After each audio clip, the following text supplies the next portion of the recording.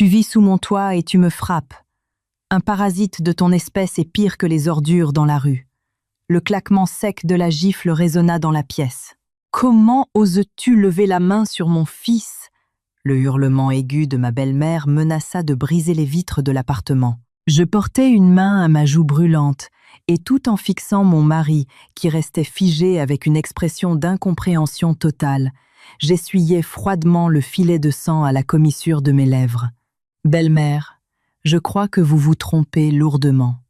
Cet appartement est un bien propre que j'ai acquis avant le mariage, et c'est moi qui ai configuré le digicode de la porte. Vu votre comportement, notre relation s'arrête ici. Sortez de chez moi immédiatement.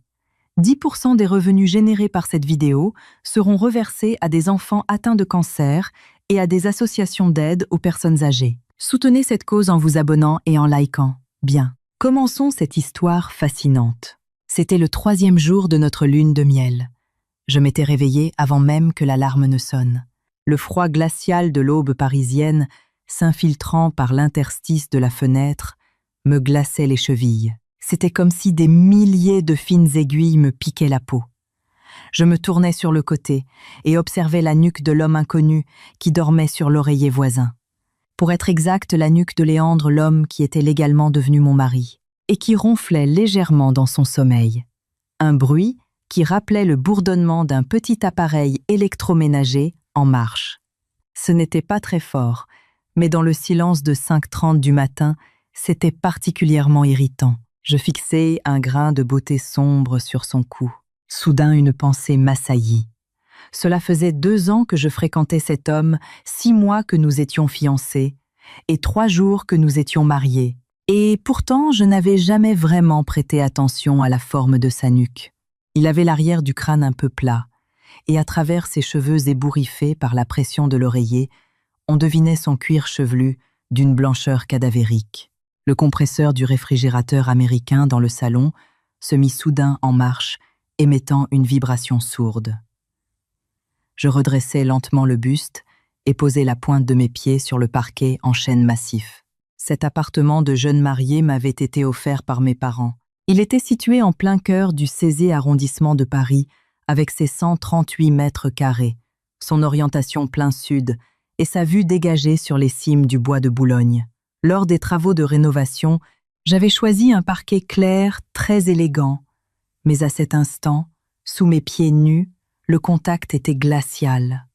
Le froid remonta de la plante de mes pieds jusqu'à mes mollets, provoquant un frisson. Je n'allumai pas la lumière de la salle de bain.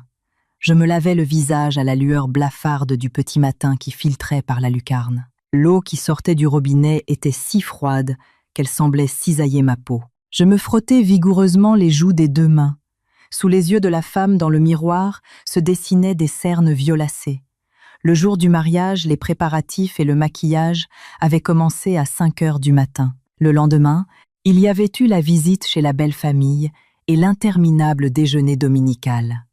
En 2 jours, j'avais à peine dormi 4 heures. J'enfouis mon visage dans la serviette éponge, fermai les yeux et restai ainsi. Exactement 3 secondes.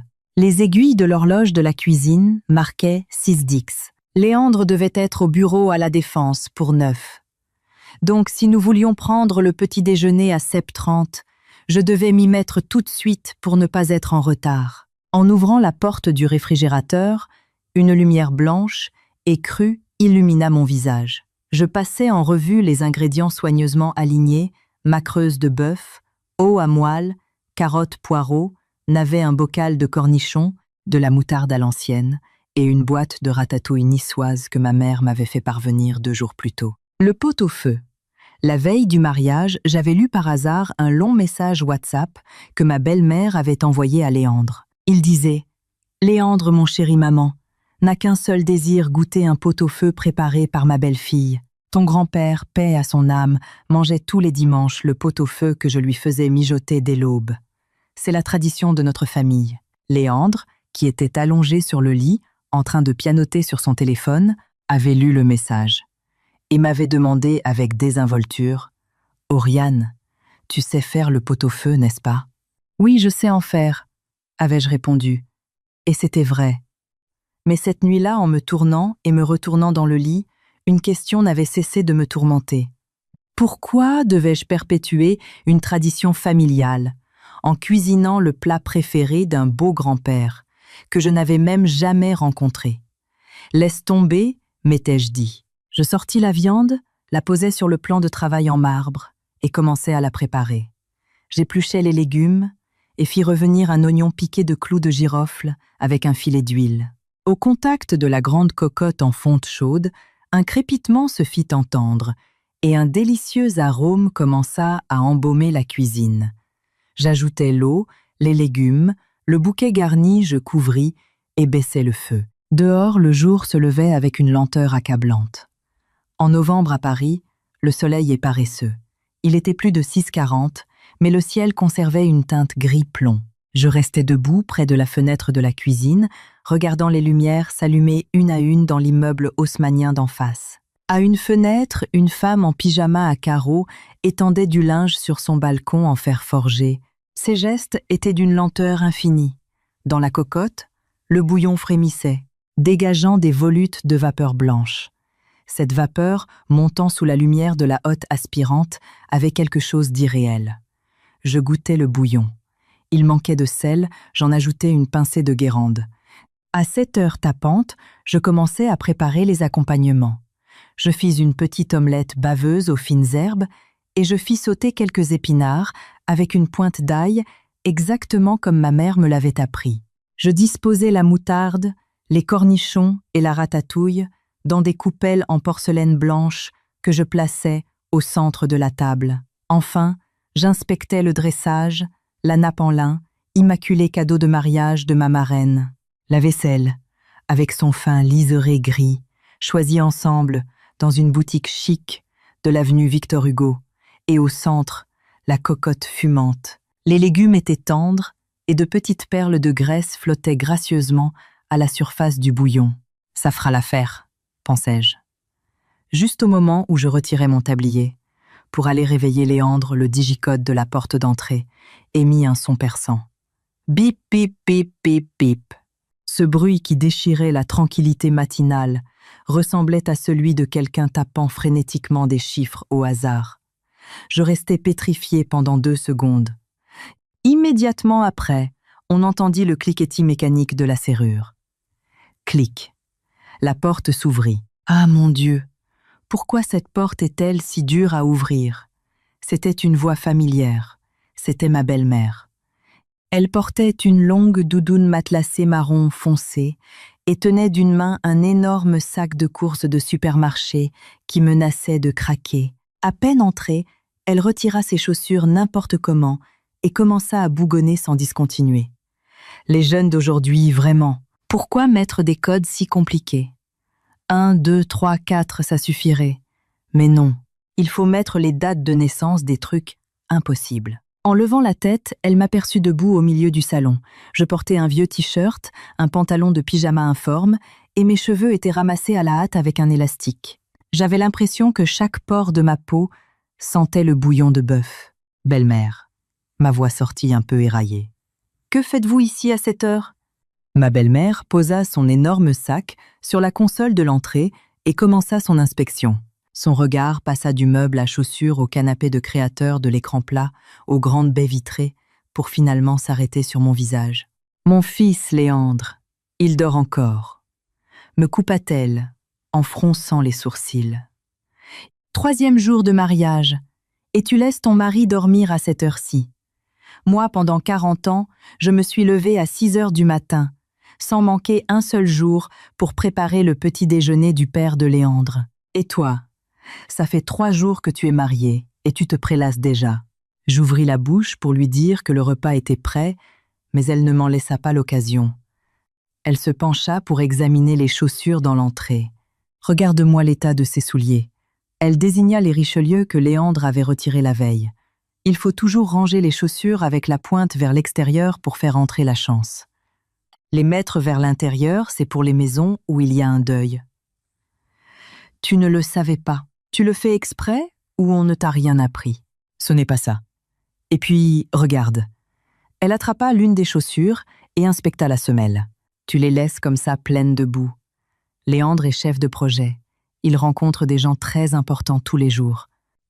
S'il sort avec des chaussures dans cet état, que vont penser ses collègues? Tu vas faire honte à notre famille. Elle reposa la chaussure avec un claquement sec. Je restais debout, les mains fermement croisées. Mes ongles s'enfonçaient dans mes paumes. Ma belle-mère se redressa et, passant à côté de moi, se dirigea d'un pas lourd vers le salon.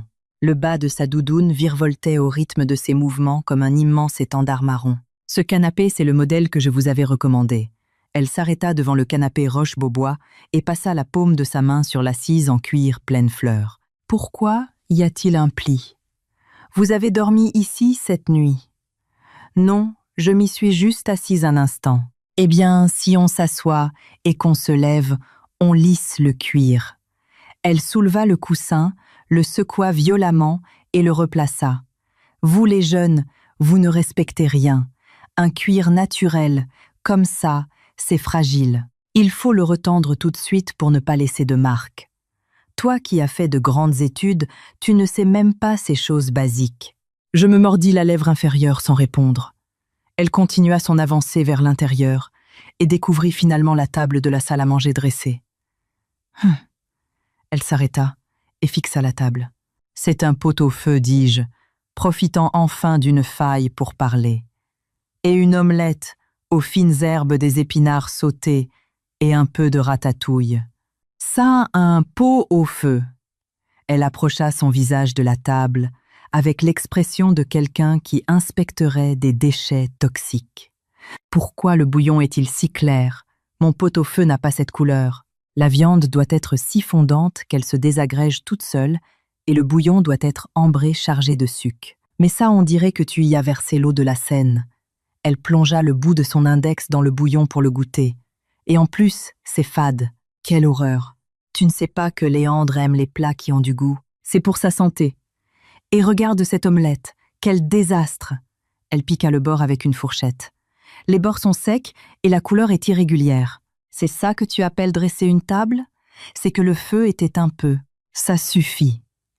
Ça suffit. » Elle agita la main comme pour chasser une mouche. « Pousse-toi de là. Qu'est-ce que tu y connais, toi? Une petite fille de riche qui a grandi dans du coton.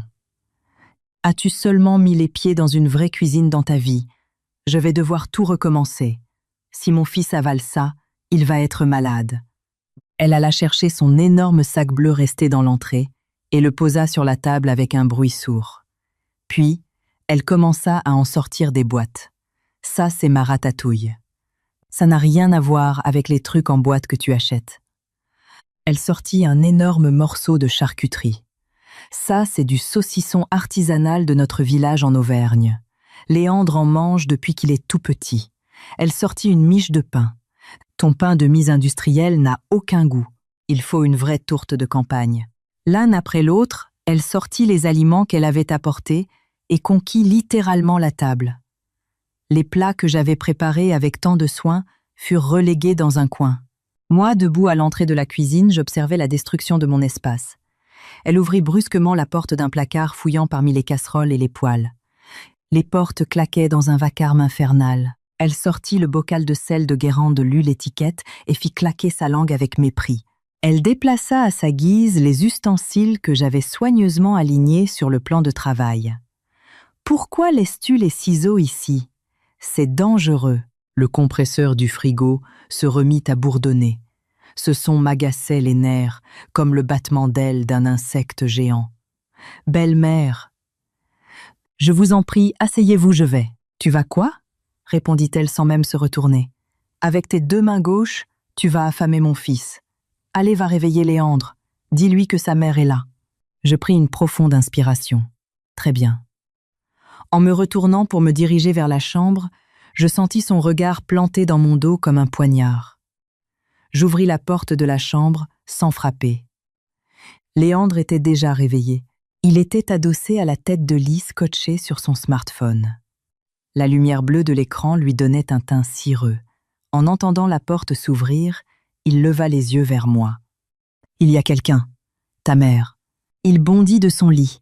Une lueur de surprise traversa son visage, mais elle fut rapidement remplacée par un sourire complaisant et forcé. « Ah bon, maman est déjà là. Oui, elle n'a pas prévenu de sa venue. Bizarre. » Il s'étira et glissa lentement ses pieds hors du lit. « Tu sais comment est ma mère un peu impulsive? Il faut la comprendre.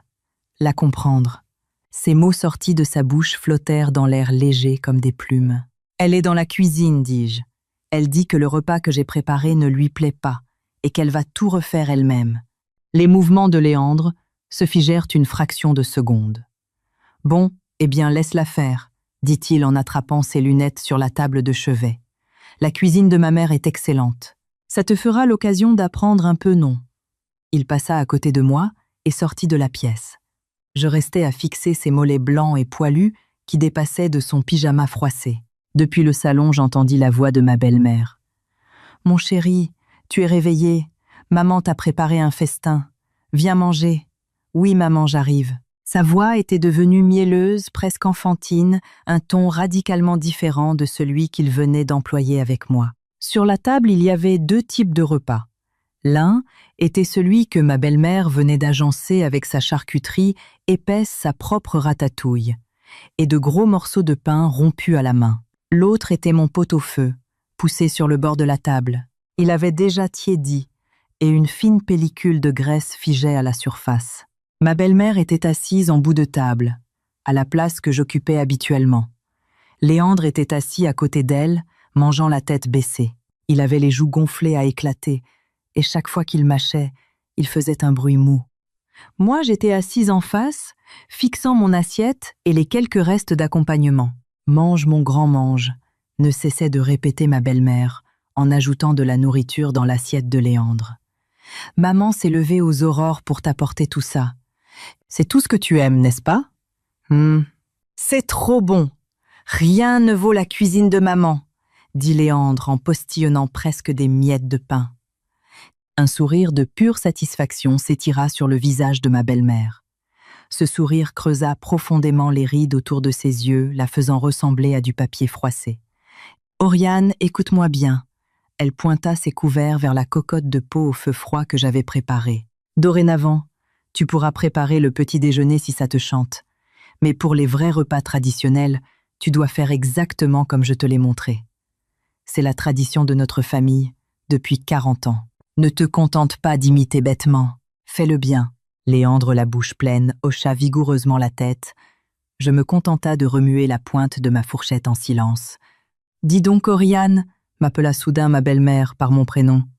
Je levai la tête. « Pourquoi manges-tu si lentement ?» Elle fronça les sourcils et fit claquer sa langue. « Tu portes malheur avec ton air d'enterrement.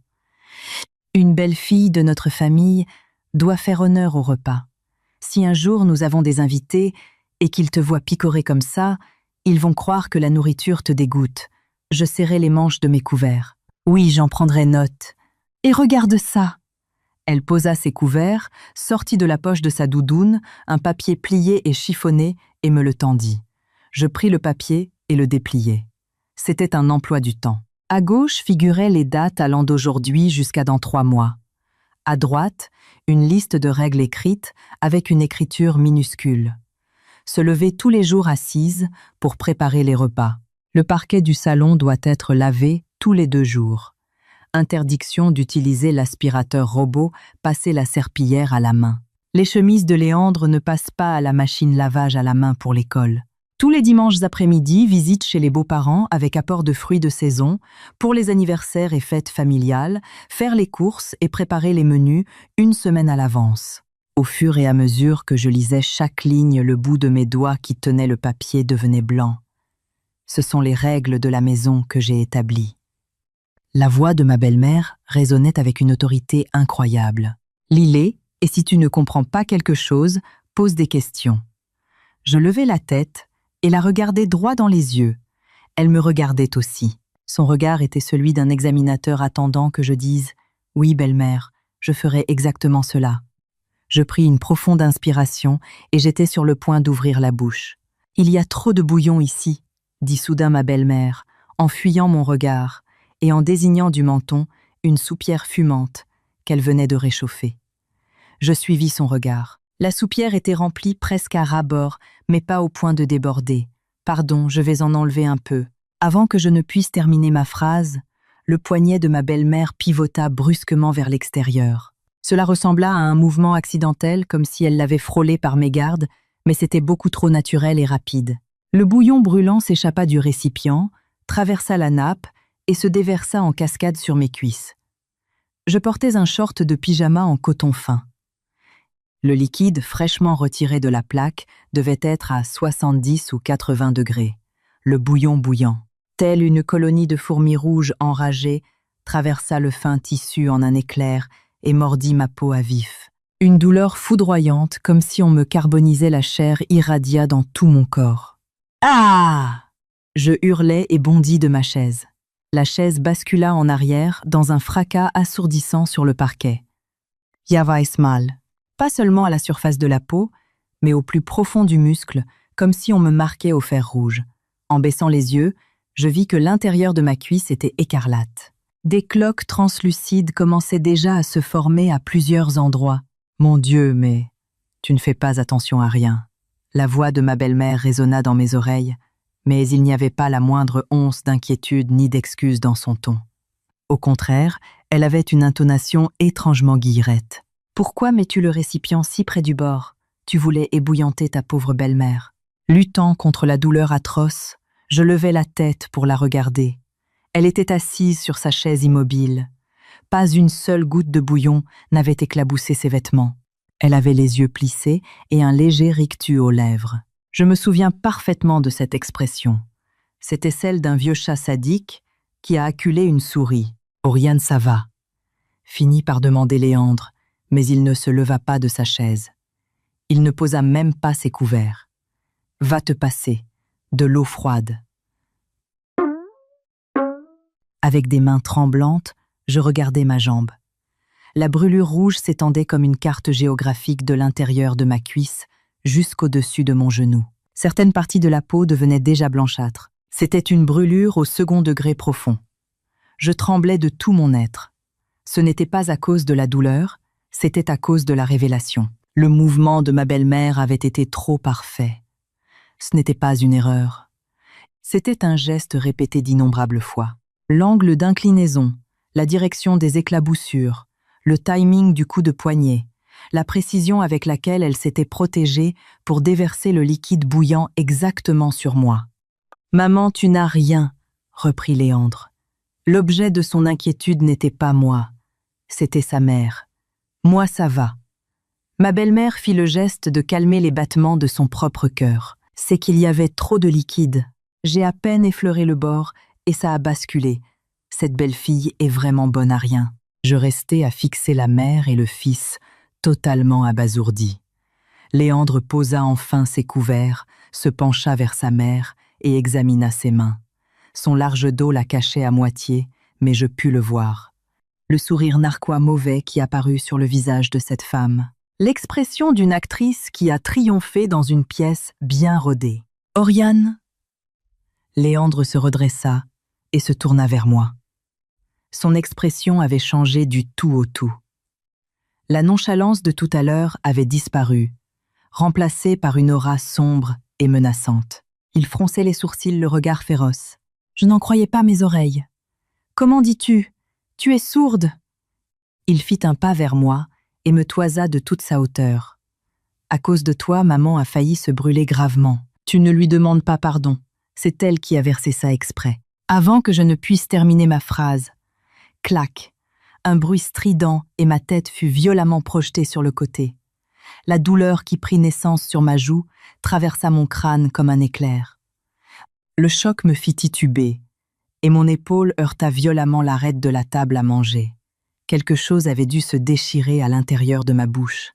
Un fort goût métallique inonda mon palais. En passant la langue sur l'intérieur de ma joue, je sentis la chair à vif. « Mets-toi à genoux et demande-lui pardon tout de suite. » Le hurlement de Léandre explosa au-dessus de ma tête. « Où as-tu appris à manquer de respect à ce point ?» Le monde sembla s'arrêter.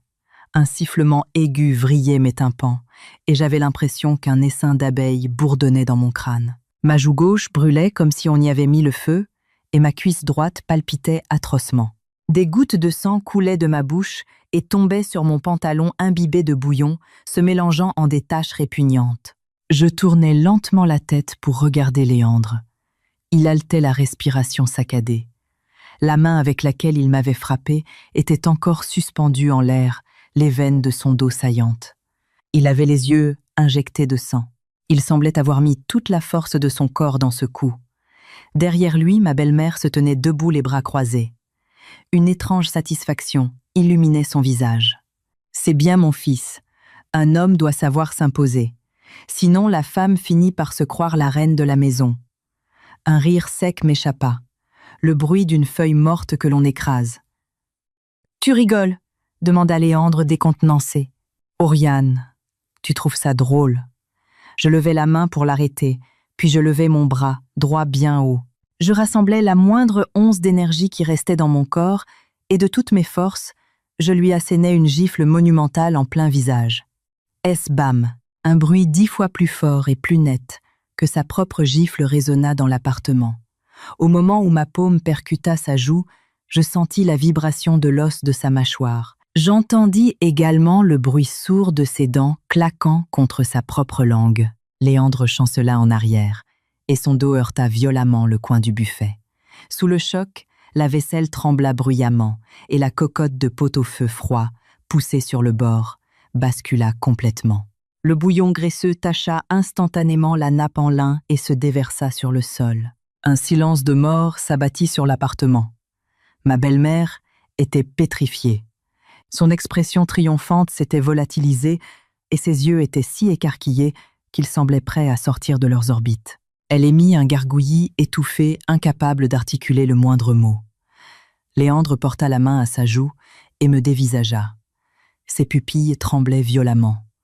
La marque écarlate de mes 5 doigts gonflait à vue d'œil sur sa peau. « Toi !» dit-il d'une voix chevrotante. « Tu oses me frapper !» Je regardai ma paume. Elle était rouge et douloureuse, mais mon esprit était d'une clarté absolue. D'une sérénité terrifiante comme la mer après une tempête. « Oser !» Je répétai lentement son mot. « Pourquoi n'en aurais-je pas le droit ? Toi, tu peux me frapper, mais pas moi. Espèce de folle. Folle !» J'esquissai un sourire glacial. Oui, aujourd'hui, j'ai réalisé. J'ai été folle d'épouser un lâche qui lève la main sur sa femme. « Ça suffit !» hurla ma belle-mère en se jetant sur moi. Ses mains telles des serres d'aigle volèrent vers mes cheveux. « Comment oses-tu toucher à mon fils ? Aujourd'hui, je t'arrache les cheveux un par un. » Je ne reculais pas. À la place, j'attrapai mon téléphone portable qui était resté sur la table. « Allô ?» dis-je d'un ton parfaitement calme. « Oui, c'est bien, le 17 police secours. » Les mains de ma belle-mère s'arrêtèrent, nettes en l'air. « Je souhaite signaler une agression, dis-je, en la fixant droit dans les yeux articulant chaque syllabe. Il y a une intrusion à domicile et une agression physique en cours. L'adresse est le 3e étage bâtiment B, avenue Victor Hugo dans le 16e arrondissement. Oui, s'il vous plaît, pouvez-vous envoyer une patrouille d'urgence ?» Je raccrochai. Les 10 minutes qui suivirent furent probablement les plus longues et les plus angoissantes de l'histoire de cet appartement. Ma belle-mère se tenait là, comme si elle avait été foudroyée. Son visage, d'abord tordu par la rage, passa progressivement à la stupéfaction, puis à une terreur indicible. Ses lèvres tremblaient. « Tu as fait un faux signalement, c'est ça, » cracha-t-elle. « Quelle intrusion ! C'est l'appartement de mon fils, une belle fille qui dénonce sa belle-mère à la police. » Je ne répondis pas. J'allai dans la salle de bain, pris le pommeau de douche et fis couler de l'eau glacée sur ma jambe. À mesure que l'eau froide apaisait la brûlure, la douleur fulgurante diminuait un peu. Les cloques étaient désormais bien visibles et hideuses. Je me regardais dans le miroir. Ma joue gauche était enflée, et le sang de ma lèvre fendue formait déjà une croûte sombre. Je fixais mon reflet pendant un long moment. C'était moi. 3e jour de mariage, le visage tuméfié, les cheveux en bataille, une jambe brûlée à vif. Où était passée la jeune femme élégante et brillante que l'on félicitait au dîner de fin d'année de l'entreprise il y a 2 ans? Je poussai un long soupir et sortis la trousse à pharmacie. Je m'appliquai un désinfectant et mis une gaze stérile. En sortant de la salle de bain, j'entendis Léandre parler au téléphone avec précipitation, baissant la voix. Merde. Non, maman, calme-toi.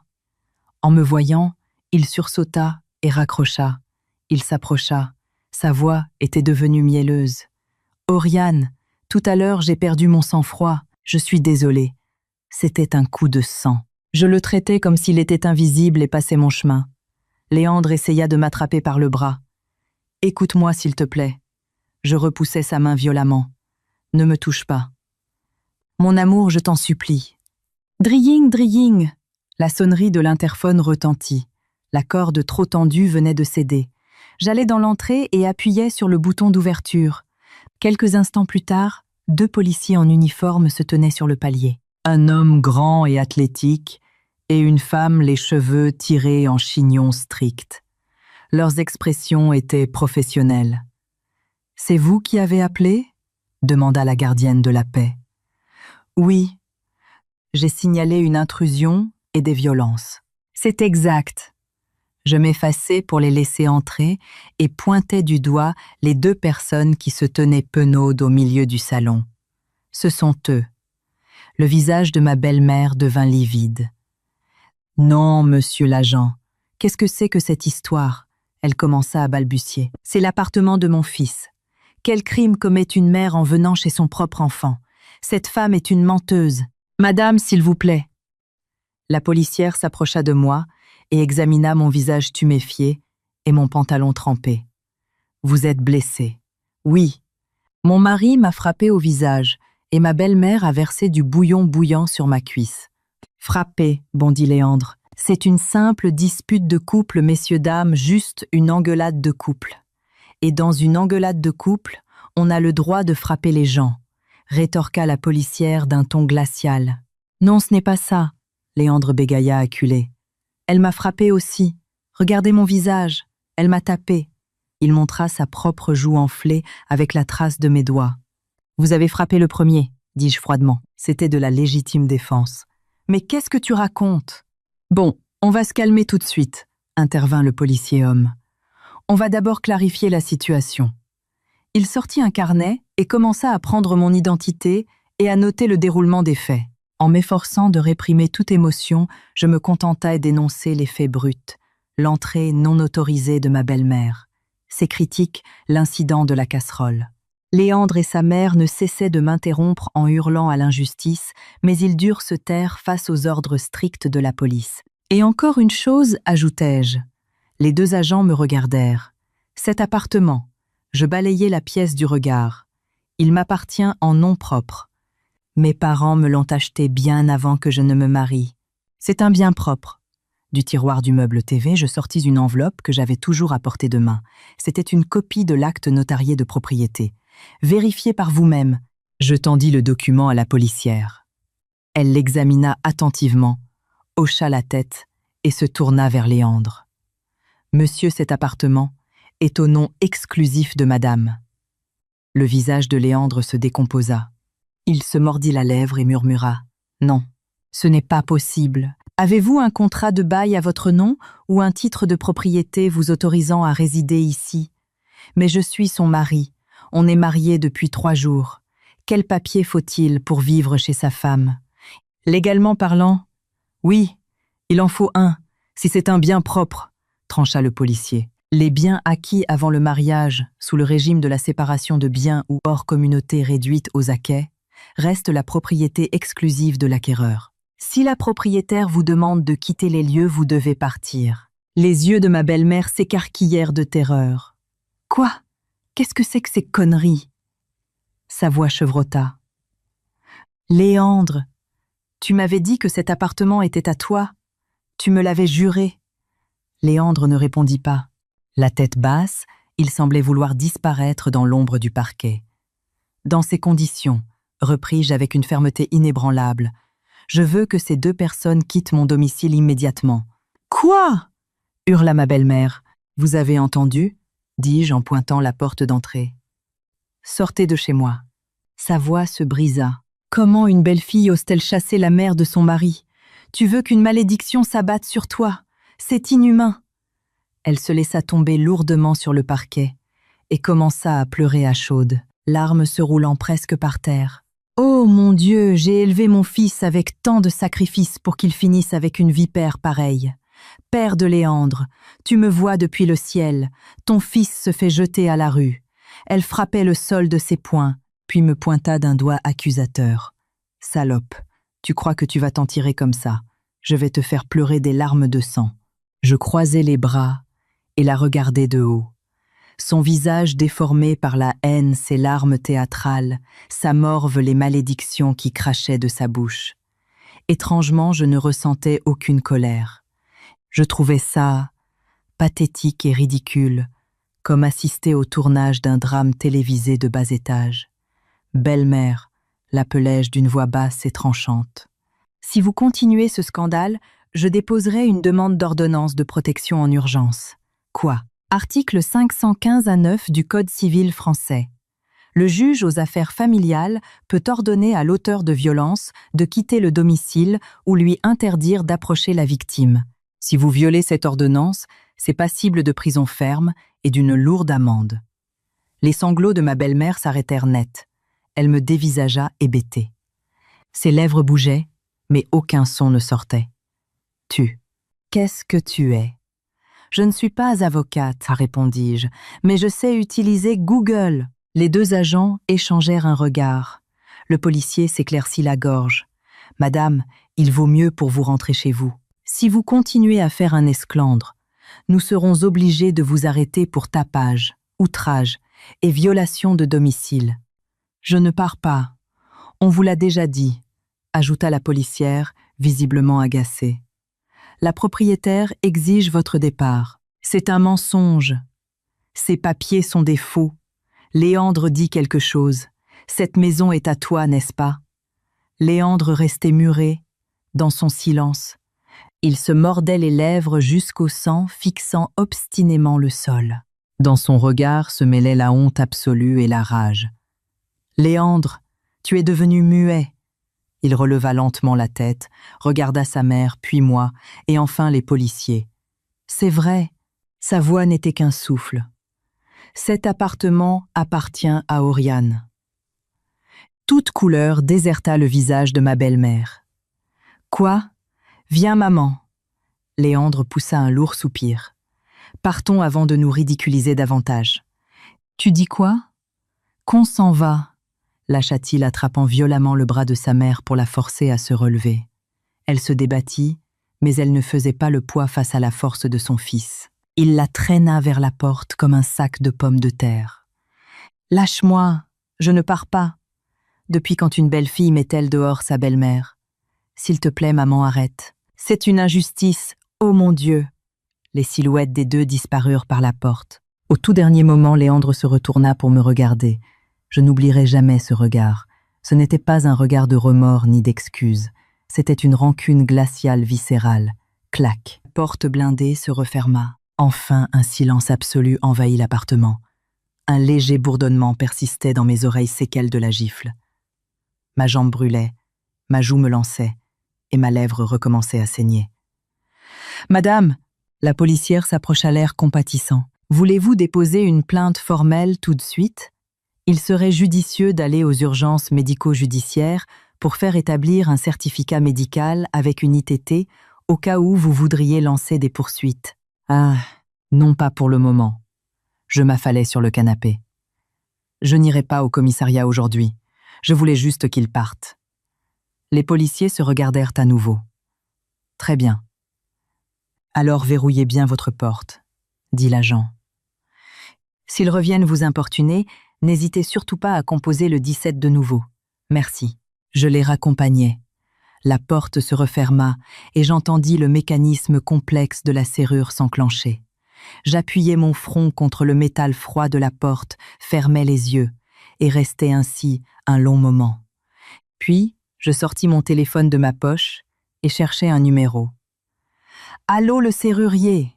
dis-je d'une voix neutre. « Je voudrais changer un cylindre de porte d'urgence. » Le nouveau barillet fut installé vers 14 heures. Le serrurier, un artisan parisien d'une 40aine d'années, était très efficace. Tout en vissant, il n'arrêtait pas de parler. Ça a l'air d'être un bel appart de jeunes mariés et vous changez déjà la serrure.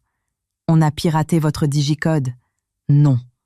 Les serrures électroniques d'aujourd'hui, ça laisse des traces de doigts. C'est facile de deviner le code. Faut cacher avec la main quand on tape. Je répondais d'un ton distrait. Oui, oui, tout en pensant quel code vais-je mettre. L'anniversaire de Léandre hors de question. La date du mariage. Encore moins. Finalement, j'entrais les 4 derniers chiffres du portable de mon père. Quand le serrurier partit, je m'assis sur le banc de l'entrée et fixai le nouveau boîtier argenté qui brillait. C'était un modèle haute sécurité avec empreinte digitale. Désormais, c'était vraiment chez moi. Sans ma permission, pas même une fourmi n'entrerait. Mon téléphone vibra. C'était Léandre. Derrière le nom qui s'affichait sur l'écran, il y avait un petit émoji cœur qu'il avait lui-même ajouté lors de nos fiançailles. Je ne décrochais pas. La sonnerie retentit pendant 30 secondes, puis coupa. Immédiatement, une avalanche de messages commença à pleuvoir. Le téléphone tremblait sur la console comme un insecte pris au piège. Mon amour, j'ai mal agi. C'était un coup de sang, je te le jure. Ma mère regardait. Je ne pouvais pas rester les bras croisés, tu comprends. S'il te plaît, calme-toi et discutons. Pourquoi tu ne réponds pas à Oriane? Chérie, je t'en supplie. Le carillon des notifications était incessant. Je lus un par un ces messages pitoyables. Puis je lui envoyai une photo. Une seule. C'était la photo d'un relevé bancaire que j'avais trouvé par hasard au fond d'un tiroir de son bureau. Le titulaire du compte était Léandre, mais le libellé indiquait « virement permanent mensuel » et la bénéficiaire était sa mère, le montant 300 €. Quand j'avais découvert ce document, Léandre n'était pas là. Je cherchais des ciseaux pour ouvrir un colis. À ce moment-là, j'avais compris que cet homme cachait des choses. Mais comme cela datait d'avant le mariage, je m'étais convaincue que je pourrais le changer avec le temps. Quelle naïveté effarante! Dès que la photo fut lue, l'avalanche de messages cessa net. Je pouvais imaginer la tête qu'il faisait en voyant la pièce jointe. La surprise, puis le désarroi, la colère, et enfin très probablement la terreur. Il pensait avoir si bien caché son jeu. Jamais il n'aurait imaginé que je savais déjà. Le téléphone sonna de nouveau. Ce n'était plus un message, mais un appel. Léandre. J'appuyai sur rejeter. Il rappela. Rejeter. Après une dizaine de tentatives, il sembla finalement abandonné. Je mis l'appareil sur silencieux. Je me levai et me dirigeai vers le dressing. Dans la grande penderie, ses costumes de marque, ses chemises cintrées et ses manteaux étaient soigneusement suspendus. Sur le porte-cravate pendait la cravate en soie bleu nuit que je lui avais offerte pour ses 30 ans. Je restai planté devant la penderie à les fixer pendant quelques secondes, puis je passai à l'action. Je les sortis un par un. Je les jetai par terre. Le costume Armani tomba avec un bruit sourd. La chemise sur mesure s'écrasa lamentablement. Je saisis la cravate, la regardai 2 secondes et la jetai sur le tas. Chaussettes, sous-vêtements, tenues de sport, basket, rasoir électrique, un flacon de parfum Dior à moitié vide. Je fourrai le tout dans des sacs poubelles noirs ultra résistants. J'appelai un service de coursier privé. « Quelle est la destination, madame ?» demanda le coursier au téléphone. « Le local à poubelle au rez-de-chaussée de l'immeuble », répondis-je. À 16 heures, 2 hommes montèrent et emportèrent les énormes sacs noirs. Depuis le balcon, je les observais déposer les sacs dans un coin du local, à poubelles extérieures, près des conteneurs jaunes et verts. C'était loin, je ne voyais pas les détails, mais imaginer ces vêtements hors de prix, croupir sur le béton poisseux et malodorant, me procura un immense sentiment de satisfaction, une libération cathartique, comme si je venais d'exterminer un nid de cafards planqué dans les murs. Pour le dîner, j'ouvris Uber Eats. Je commanda un hachis parmentier maison, un poulet rôti, et je m'ouvris une bouteille de Bordeaux. Je mangeais seul dans le grand salon vide devant la télévision. Les rires préenregistrés d'une émission de divertissement sortaient des enceintes. Ça ressemblait au bruit d'un autre monde. Ce qui s'était passé le matin même semblait être un cauchemar lointain. Ma belle-mère forçant la porte, le bouillon brûlant sur ma cuisse, la gifle encaissée, celle rendue. Je regardai ma main droite. La paume était encore un peu rouge. mais la douleur avait disparu. Léandre continuait d'envoyer des messages. Je lisais les aperçus sur l'écran verrouillé sans l'ouvrir. Au début, il s'excusait, puis il cherchait des excuses. Et maintenant, il passait aux menaces. « Qu'est-ce que tu as fait de toutes mes affaires ? Ce sont mes affaires. Tu es folle pour qui tu te prends pour jeter mes vêtements. Oriane, tu vas le payer. » Les derniers messages étaient sinistres. « Tu crois pouvoir t'en tirer comme ça ? Qu'est-ce que ça peut faire ? Que l'appart soit à toi. Tu as une dette envers moi. Tu m'entends ? Je vais te pourrir la vie. » En lisant ces lignes, je laissais échapper un ricanement froid. Une dette. Quelle dette ?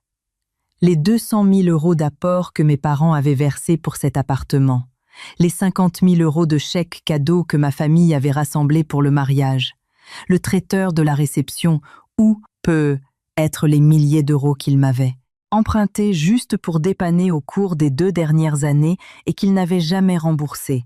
J'ouvris l'application Notes de mon téléphone et commençai une liste. Cadeau de mariage, partie famille Oriane, 50 000 €, location du domaine pour la réception, 15 000 €, robe de mariée et costume, 8 000 €, traiteur, 20 000 €, argent prêté à Léandre. Envier, 10 virements, 30 000 €. Total plus de 100, 20 000 €. Je fixai ce chiffre pendant un long moment, puis j'appelai mon père. « Papa, oui ma chérie, qu'est-ce que c'est que cette petite voix ?» Je pris une profonde inspiration. « Papa, je vais demander l'annulation du mariage. » Il y eut un silence de mort à l'autre bout du fil. 3 secondes interminables. Il s'est passé quelque chose. Je lui racontai avec un calme olympien les événements de la journée. En arrivant au moment où Léandre m'avait frappé, je luttais pour que ma voix ne tremble pas, comme si je racontais le fait divers d'une inconnue. Mais le silence de mon père se prolongeait. Quand il finit par parler, sa voix était glaciale, chargée d'une fureur sourde que je ne lui avais jamais connue. Il a osé lever la main sur ma fille. « Papa, ne t'en mêle pas, » dis-je précipitamment. « Je vais m'en occuper. » « Non, Oriane. » La voix de mon père s'adoucit à peine. « Je sais que tu es une fille brillante et forte, mais laisse ton père s'occuper de nettoyer la boue. Toi, repose-toi. » Après avoir raccroché, je m'assis sur le canapé, ramenant mes genoux contre ma poitrine, et je fixais une tache invisible au plafond, perdant toute notion du temps. Le lendemain matin, je me rendis au tribunal judiciaire de Paris, porte de Clichy. Dans les immenses couloirs vitrés, se mêlait l'odeur du papier administratif et du café industriel. Je traversais l'atrium monumental et me dirigeais vers le guichet du juge aux affaires familiales. Derrière la vitre hygiaphone, une greffière d'une 50aine d'années, les cheveux tirés classaient des dossiers. « Bonjour, dis-je. Je voudrais des informations sur la procédure d'annulation de mariage. » Elle leva les yeux vers moi. Son regard s'attarda une fraction de seconde sur l'énorme hématome qui colorait ma joue, puis elle réajusta ses lunettes. « Depuis combien de temps êtes-vous mariés ? » « 3 jours. » Le mariage a bien été transcrit à l'état civil. « Oui. » Elle me dévisagea avec une expression indéchiffrable. « Annulation au bout de 3 jours. Quel est le motif invoqué ? » « Violence conjugale, » répondis-je sans ciller. « Et dol. Tromperie sur les intentions matrimoniales. » Elle sortit un formulaire CERFA et me le tendit à travers la fente, me posant des questions sur chaque case. Je répondis mécaniquement. Nom, prénom, date du mariage, identité, du conjoint, nature des violences, présence de certificats médicaux. Quand j'eus terminé, elle me tendit la liste des pièces à fournir. Assignation copie intégrale de l'acte de mariage, pièce médicale, dépôt de plainte, inventaire des biens propres. Si vous demandez la restitution des frais liés à la cérémonie, il faudra joindre les factures et la procédure risque d'être renvoyée devant le tribunal civil et d'être longue. Peu importe, répondis-je. J'ai tout mon temps. En sortant du tribunal, je passais par les urgences médico-judiciaires de l'Hôtel-Dieu. Sur ma jambe, les cloques de brûlure avaient gonflé et certaines avaient éclaté suintant à travers mon pantalon. Le médecin légiste nettoya la plaie, appliqua de la biafine en couche épaisse, me fit un petit dassement gras et rédigea un certificat constatant les blessures assorties d'une incapacité totale de travail ITT de 2 semaines. « Violence conjugale ?» demanda doucement le médecin. Je ne répondis pas. Il soupira et me tendit le document. « Conservez-le précieusement. Votre avocat en aura besoin. » Sur le chemin du retour, je m'arrêtais à la boulangerie pour acheter 2 sandwichs jambon-beurre. Je ne voulais pas cuisiner. Si je remettais les pieds dans cette cuisine, je reverrais le bouillon renversé, j'entendrais les hurlements de ma belle-mère et je verrais le visage déformé de Léandre levant la main sur moi. Je mangeais assise sur le rebord de la baie vitrée du salon. Dehors, la nuit parisienne s'étendait. Les phares des voitures filant sur le périphérique ressemblaient à un collier de rubis mouvant. Vibre, vibre. Le téléphone sonna de nouveau. Ce n'était pas Léandre, c'était un numéro masqué. J'hésitais, puis décrochais. « Allô, je parle bien à Madame Oriane. » C'était une voix féminine très professionnelle. « Oui, c'est moi. Bonjour, je suis journaliste pour Le Parisien. » Je raccrocha instantanément et bloquai les appels masqués. Je ne savais pas qui avait fait fuiter mon numéro, mais je n'avais aucune intention de laver mon linge sale dans la presse. J'avais des dizaines de messages non lus, la plupart de Léandre, mais il y en avait aussi quelques-uns d'un numéro inconnu qui devait être celui de ma belle-mère. Ces messages étaient d'une vulgarité sans nom. « Salope, tu as séduit mon fils pour lui ruiner la vie. Vipère, tu es maudite. Je vais raconter à tout Paris quel genre de traînée tu es. » En lisant ces immondices, une fatigue extrême écrasante m'envahit soudain. Ce n'était pas de la colère, juste un épuisement qui me glaçait les os, donnant à mon corps la sensation d'être une coquille vide. J'éteignis le téléphone, m'allongeai sur le canapé roche-beaubois et fixai le plafond. Dans un coin, il y avait une infime tache grise. Depuis quand était-elle là? Je fixai cette tache, et sans m'en rendre compte, mes paupières se fermèrent. Je fis un cauchemar. C'était le jour de la cérémonie. Je portais une robe de mariée d'un blanc immaculé et je remontais la nef de l'église. Des centaines d'invités me dévisageaient. À mes côtés, Léandre, dans son smoking sur mesure, souriait de toutes ses dents. Le prêtre demanda « Oriane, consentez-vous à prendre Léandre pour époux ?» J'ouvris la bouche pour dire oui. « Non !» Je me réveillais en sursaut tiré du sommeil par mon propre cri. Le salon était plongé dans l'obscurité, seules les lumières de la ville éclairaient la pièce. Je restais allongé un long moment pour reprendre mes esprits. J'allais me rincer le visage, puis je rallumai mon téléphone. Il était 3 heures du matin. J'avais plus de 100 notifications. Sans les lire, je scrollais jusqu'en bas. Un message WhatsApp d'une ancienne camarade de promo d'H&C attira mon attention. « Oriane, j'ai vu ce qui tourne sur Twitter et les forums. Est-ce que tu vas bien ?» Il y avait un lien joint. Je cliquai. Le lien me redirigea vers Doctissimo sur le sous-forum des mamans. Foriane, maman. Le titre du thread était sensationnaliste. La bru d'un appartement de luxe du Cési agresse sa belle-mère et jette son mari à la rue en plein hiver. Aidez-moi à la retrouver. Je parcourus le texte. C'était un post écrit par ma belle-mère. L'histoire était tellement déformée que c'en était presque de la science-fiction. Selon elle, j'avais intentionnellement versé la marmite d'eau bouillante pour la défigurer. J'avais violemment frappé son pauvre fils lorsqu'il avait tenté de s'interposer, et je les avais jetés à la rue, sans manteau. Elle me dépeignait comme une calculatrice froide, une hystérique matérialiste sans cœur. Il y avait déjà des centaines de commentaires. La majorité m'insultait copieusement. Mais comment a-t-il pu épouser une folle pareille? Les jeunes d'aujourd'hui n'ont plus aucun respect pour les anciens. Ça fait peur, frapper une personne âgée au bout de 3 jours de mariage, qu'on affiche son nom. En lisant ces commentaires, paradoxalement, je me sentis très calme. Je savais que ce moment arriverait. Une femme comme ma belle-mère ne s'avoue jamais vaincue. Comme elle ne pouvait pas me détruire légalement ni physiquement, elle tentait le tribunal populaire du net. Je posai le téléphone et lus lentement les réactions. Il y avait des insultes, mais aussi quelques personnes lucides qui disaient qu'il fallait toujours entendre les 2 sons de cloche. Après avoir réfléchi quelques secondes, plutôt que de créer un compte anonyme pour me justifier sur ce forum de mères de famille, j'ouvris une autre application. Je n'étais pas pressée. D'abord, il me fallait récupérer quelque chose. Une petite caméra de surveillance. Je l'avais installée dans le salon pour des raisons de sécurité à l'époque où je vivais seule, bien avant que Léandre n'emménage. Elle était dissimulée derrière un vase posé sur le buffet presque invisible. L'angle de vue couvrait parfaitement le canapé et la table de la salle à manger. À l'origine, elle servait surtout à surveiller mon chat. Mais j'avais dû confier mon chat à mes parents une semaine avant le mariage, car ma belle-mère avait fait une crise d'hystérie en prétendant y être allergique. Par chance, je n'avais pas débranché la caméra. J'ouvris l'application reliée à la caméra et cherchais l'enregistrement de la veille au matin. L'image manquait un peu de définition, mais le micro était excellent. Depuis la seconde où ma belle-mère avait franchi la porte, chaque mot, chaque geste était gravé numériquement. Ses critiques incessantes, les insultes rabaissantes, le coup de poignet accidentel avec la soupière, la violence inouïe avec laquelle Léandre m'avait giflé, ma riposte fulgurante. Et enfin, la crise de larmes pathétiques de la belle-mère sur le parquet, à l'arrivée de la police.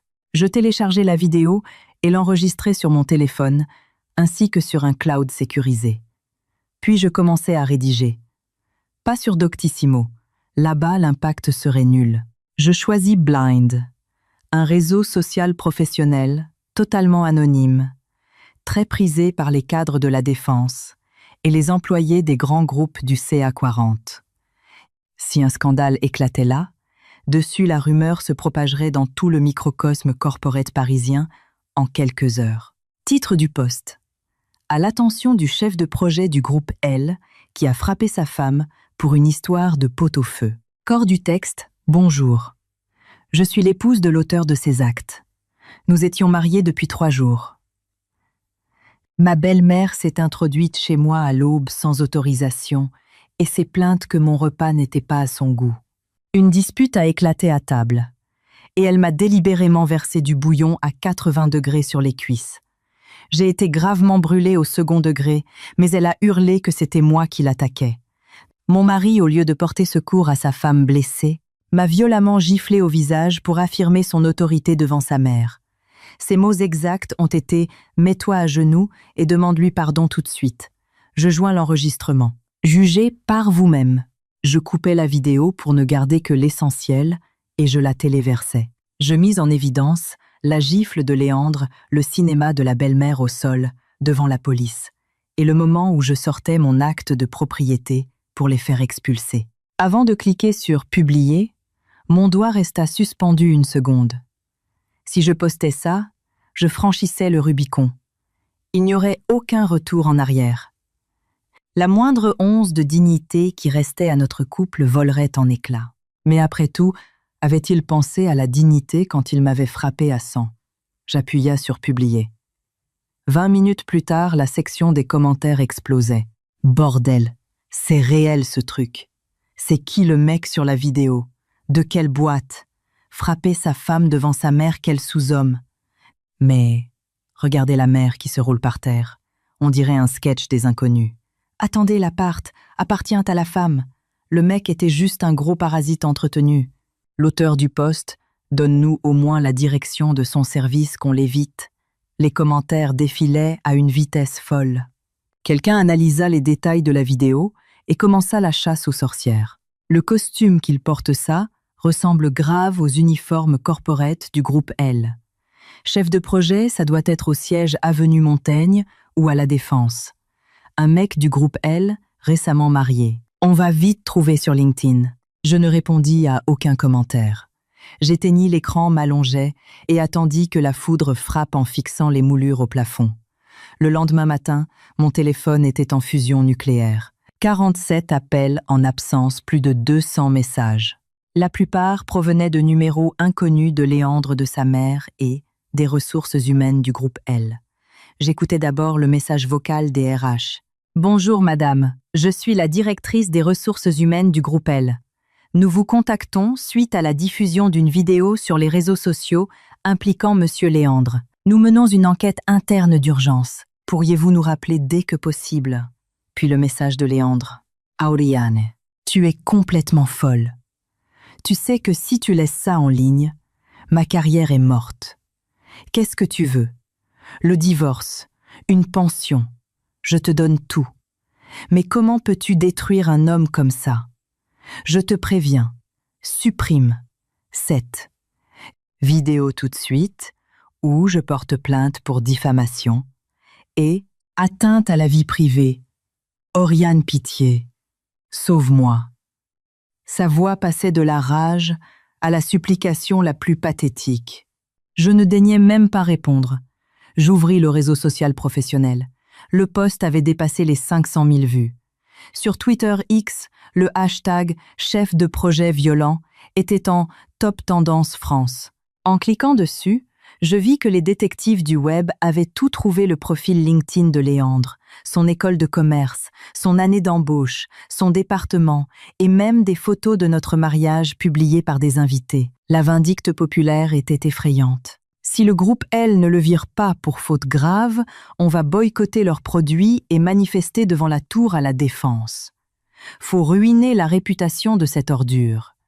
Quelqu'un avait fait une capture d'écran du post mensonger de la belle-mère sur Doctissimo et avait fait un montage comparatif avec la vidéo de surveillance.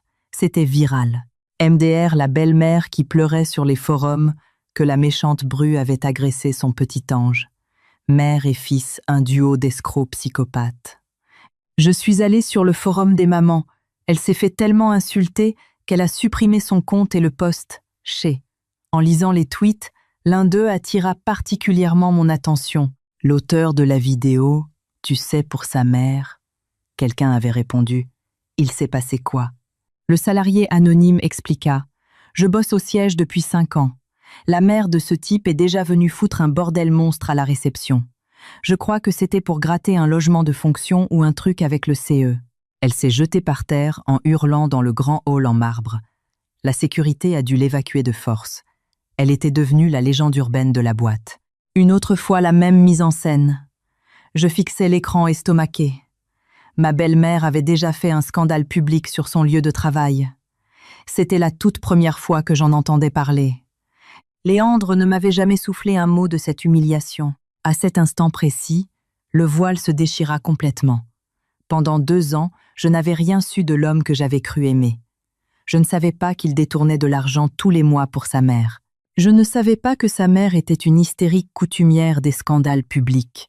Je ne savais pas qu'il n'était qu'un petit garçon lâche, obéissant aux moindres caprices de sa génitrice. Je pensais que le mariage était l'union de 2 adultes, mais pour lui, c'était juste un moyen de sous-traiter le rôle de servante à une tierce personne, tout en s'assurant une rente financière. Et j'étais la pigeonne idéale, avec mon diplôme, mon appartement dans le 16e et mon compte en banque. Je souris amèrement et verrouillai le téléphone. L'après-midi même, ma belle-mère fit son apparition devant mon immeuble. C'est le gardien qui m'avertit par l'interphone. « Madame Oriane, c'est le gardien. Votre belle-mère est devant les grilles de la résidence. » Sa voix était paniquée. Elle tient une pancarte et elle hurle à la mort. Elle dit que vous l'avez maltraitée et jetée à la rue. Il y a un attroupement, ça bloque le trottoir. C'est très gênant. Je raccrochai et sortis sur le balcon. En bas, devant les majestueuses grilles en fer forgées de la résidence, ma belle-mère brandissait un bout de carton d'emballage sur lequel était écrit au marqueur uneux « Bru démoniaque, jette sa belle-mère à la rue ». Sa voix portait tellement qu'elle montait jusqu'à mon 3e étage. Habitant du quartier, regardez où vit le monstre qui a détruit la vie de mon fils.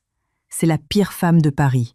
Les passants chics du quartier et les voisins s'arrêtaient choqués par ce spectacle. Un peu en retrait, je vis Léandre debout, la tête baissée, les mains dans les poches de son manteau. Je sortis mon téléphone, filmai la scène d'en haut pour avoir une preuve, puis je composai le 17. Bonjour, je suis résidente, avenue Victor Hugo. Une personne déséquilibrée fait un scandale devant l'immeuble et trouble l'ordre public de manière agressive. Amen. 20 minutes plus tard, 2 véhicules de la police nationale gyrophares allumés remontaient l'avenue. Accoudée à la rambarde du balcon, j'observais les agents interpeller ma belle-mère. Elle s'agrippa aux grilles, donna des coups de pied, mais ils finirent par la menotter et l'embarquer à l'arrière du fourgon. Léandre Blême suivit les policiers pour monter dans l'autre véhicule. Avant de s'engouffrer dans la voiture, il leva la tête vers mon balcon. Je ne sais pas s'il m'a vu, mais je ne me suis pas cachée. Je l'ai simplement regardé de haut. Soudain, je me souvins des mots qu'il m'avait murmurés à l'oreille devant l'hôtel. « Oriane, on va être si heureux. » Le bonheur dont il parlait consistait probablement à faire de moi sa boniche gratuite, son distributeur automatique de billets et le défouloir émotionnel de sa mère. Durant les 2 semaines qui suivirent, je me consacrais corps et âme au montage du dossier judiciaire. J'avais engagé l'avocate que mon père m'avait recommandée, la ténor du barreau de Paris, la plus redoutée dans les affaires de divorce complexes. Une femme d'une 40aine d'années, tailleur strict, lunettes fines et regard d'aigle. Elle éplucha les pièces. « Les preuves sont accablantes, dit-elle. La vidéo, le certificat médical avec ITT, l'acte de propriété, l'historique des virements cachés vers sa mère. C'est le dossier parfait. Combien pourrais-je récupérer ? Concernant l'annulation du mariage pour Dole, nous avons de solides arguments dissimulation de la situation financière et intention frauduleuse. Les frais du mariage pourront être réclamés au civil sous forme de dommages et intérêts. La faute est indiscutablement la sienne, dit-elle en remontant ses lunettes. La vraie difficulté, ce sont les prêts personnels que vous lui avez faits sans reconnaissance de dette.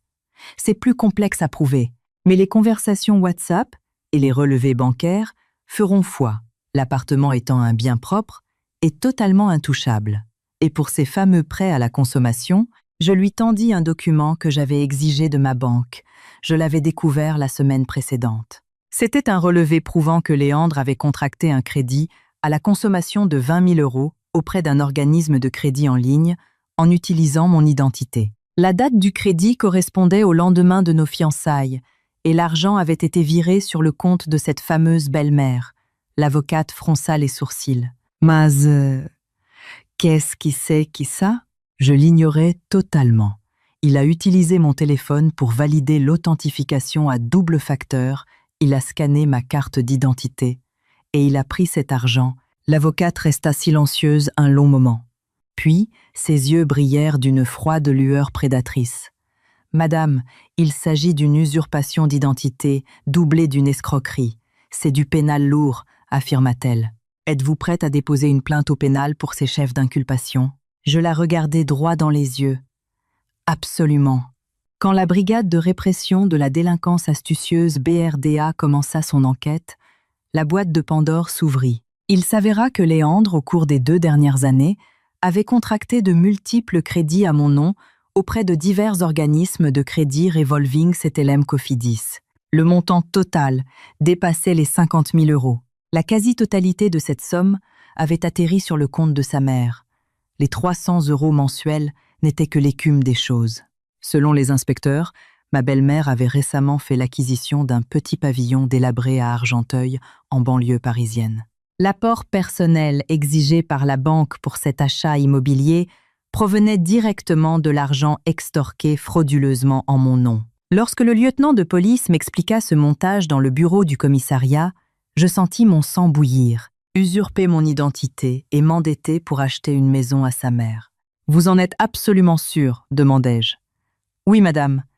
La traçabilité financière Tracfin est limpide », confirma l'officier de police judiciaire. « Votre mari sera mis en examen pour faux usage de faux et escroquerie.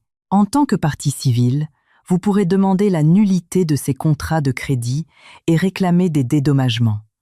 La maison de sa mère pourrait même être saisie pour rembourser les créanciers. » J'opinais du chef en silence.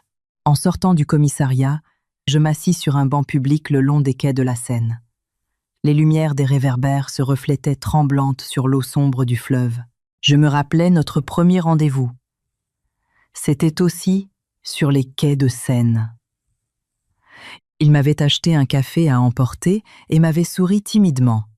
Il m'avait dit qu'il admirait les femmes indépendantes et que son rêve absolu était de construire un foyer basé sur le respect mutuel. À ce moment-là, ses paroles me semblaient si pures, si sincères. Je voyais aujourd'hui qu'il cherchait juste une idiote solvable pour financer le train de vie de sa mère. Quelques mois plus tard, la justice française rendit son verdict. L'annulation du mariage fut prononcée. Le juge estima que le consentement avait été vicié par le dol, la dissimulation de dettes colossales et de ses intentions réelles. De plus, les faits de violence conjugale, avérés d'usurpation d'identité et d'escroquerie, rendaient le maintien du lien matrimonial impensable. Léandre fut condamné à rembourser intégralement les sommes volées et les frais engagés. Mais surtout, la justice pénale ne fit aucun cadeau. Pour l'usurpation d'identité, les faux en écriture et l'escroquerie caractérisée, Léandre écopa d'une peine de prison ferme et fut incarcéré à la maison d'arrêt de Fleury-Mérogis. Le jour où mon avocate m'appela pour m'informer de la sentence pénale, je me préparais un bon dîner à la maison. Ce n'était pas mon anniversaire, mais je voulais célébrer ma renaissance. En dégustant mon verre de vin, j'ouvris mon ordinateur portable et tapai le nom de Léandre sur un moteur de recherche. Il n'était plus en top tendance, mais quelques articles et posts subsistaient. Quelqu'un avait publié une mise à jour sur le fameux réseau social Blind. Titre : le chef de projet violent du groupe L a été licencié pour faute lourde et envoyé en prison. Le texte résumait les déboires judiciaires de Léandre et comportait une photo en pièces jointes. C'était l'image de la porte d'entrée d'un pavillon d'Argenteuil. En plein milieu de la porte, une affiche blanche barrée d'une bande rouge était placardée, un avis de saisie immobilière par huissier de justice. C'était la maison que ma belle-mère avait cru pouvoir s'offrir avec mon argent. Les commentaires exultaient savourant ce retour de karma. Le karma est magnifique. Elle vole l'argent de sa belle-fille pour s'acheter une baraque, agresse la meuf pour s'imposer et finit à la rue avec son fils en tôle. Le fils est au trou, la mère a les huissiers au cul. Un chef-d'œuvre de justice. En regardant la vie de l'huissier sur l'écran, je ressentis un sentiment étrange. Je pensais que j'exploserais de joie, que je sabrerais le champagne. Mais j'étais incroyablement apaisée. Sereine, c'était tout simplement terminé. Ce cauchemar glauque était enfin derrière moi. Il me fallut encore un mois pour effacer les derniers vestiges de sa présence. Je jetai absolument tous les objets de l'appartement que Léandre avait touchés. Je fis changer le matelas king size et acheter de nouveaux rideaux. Je mis également à la benne toute la vaisselle de luxe dans laquelle j'avais servi ce maudit pot-au-feu et j'en rachetai une autre encore plus belle. J'engageai une société de nettoyage spécialisée pour désinfecter et purifier l'appartement du sol au plafond. Le soir où l'équipe de nettoyage partit, je restais debout pieds nus au milieu de mon grand salon. L'air embaumait une douce odeur de pain et de cire d'abeille. C'était propre. Mon appartement, mon sanctuaire, ma vie, tout était redevenu propre. J'ouvris grand les baies vitrées donnant sur le balcon. L'air mordant et vif d'une soirée de novembre parisienne s'engouffra dans la pièce. Au loin, la Seine continuait de couler majestueuse et silencieuse, indifférente aux drames humains. Soudain, je repensais au moment exact où la sonnerie du digicode avait retenti. Si à ce moment précis, j'avais courbé l'échine. Si je m'étais mise à genoux en pleurant pour demander pardon, si j'avais continué à fermer les yeux sur les virements mystérieux, quelle serait ma vie aujourd'hui ? Je serais devenue l'esclave d'une mégère, obligée de me lever à 6 du matin tous les jours pour repasser des cols de chemise à la main. Je serais devenue une femme brisée, rongée par l'anxiété, avalant les couleuvres et les humiliations. Une femme battue, persuadée que pour sauver les apparences, il faut tout supporter. Rien que d'y penser, j'en eus la nausée. Je pris conscience d'une chose. La gifle que je lui avais infligée ce matin-là n'était pas seulement un acte de colère ou de légitime défense. C'était mon instinct de survie le plus primaire, qui s'était réveillé libérant d'un seul coup tous les doutes, toute l'angoisse et toute la dignité piétinée que j'avais refoulée durant 2 longues années de mensonges. En réalité, je n'avais pas seulement frappé Léandre. J'avais giflé l'ancienne version stupide et aveugle de moi-même, celle qui croyait que le sacrifice et l'abnégation menaient au bonheur conjugal. 6 mois plus tard, une lettre arriva dans ma boîte aux lettres. Le tampon indiquait « Centre pénitentiaire de Fleury-Mérogis ». Il n'y avait pas de nom d'expéditeur, mais je reconnus son écriture au premier coup d'œil. C'était de Léandre. Le contenu était pathétique de brièveté. « Oriane, je t'aimais vraiment. Je n'ai fait qu'obéir à ma mère, elle me mettait la pression. Moi aussi, je suis une victime dans cette histoire. Si tu me donnais une autre chance, je ferais tout pour réparer mes erreurs. Je t'en supplie, pardonne-moi. » Je lus le papier, lâchai un petit rire sec. Il n'avait toujours rien compris. À 30 ans passés du fond de sa cellule, il continuait de se cacher derrière les jupes de sa mère. Je déchirai la lettre en minuscules confettis et les jetai dans la poubelle de la cuisine. Depuis les nouvelles enceintes, de Vialet, un doux morceau de jazz s'élevait. Je m'installai confortablement sur le canapé Roche-Beaubois et bus une gorgée de mon café frappé. Dehors, c'était un magnifique dimanche après-midi. Le soleil inondait le salon, réchauffant le parquet en chêne clair. Les reflets dorés ricochaient sur la scène, éblouissant de beauté. Je me souvins des mots que ma mère avait prononcés la première fois que nous avions visité cet appartement. « Oriane, quelle lumière incroyable! Si tu vis ici, il ne t'arrivera que de belles choses.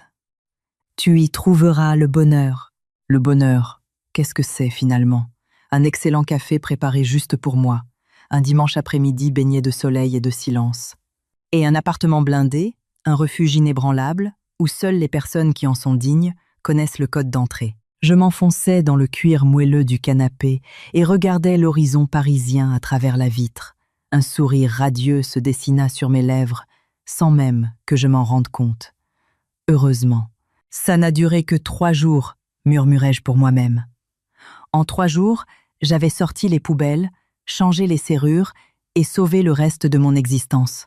La plus belle et la plus efficace des séparations de toute ma vie.